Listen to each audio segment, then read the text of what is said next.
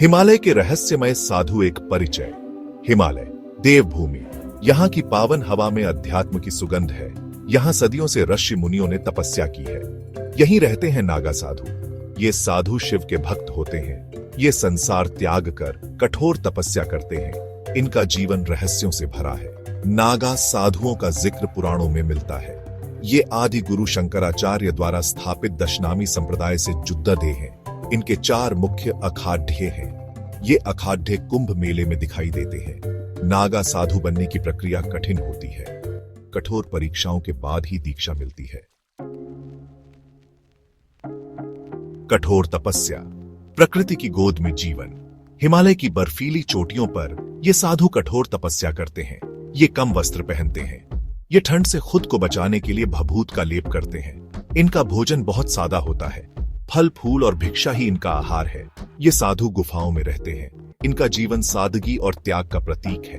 ये प्रकृति के करीब रहते हैं। प्रकृति इनकी गुरु है। ये प्रकृति से बहुत कुछ सीखते हैं।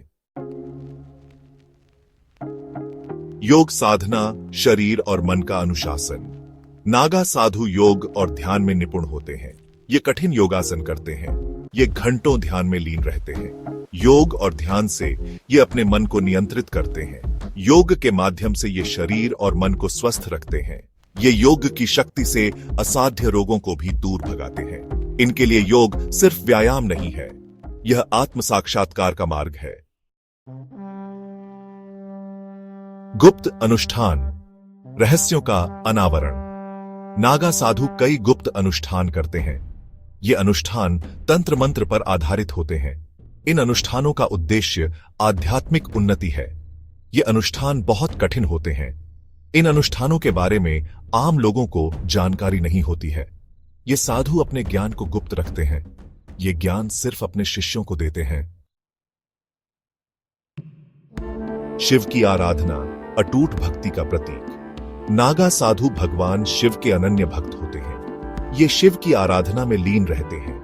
ये दिन में कई बार शिवलिंग पर जल चढ़ाते हैं। ये रुद्राक्ष की माला धारण करते हैं। शिव ही इनके आराध्य हैं। शिव ही इनके लिए सब कुछ है।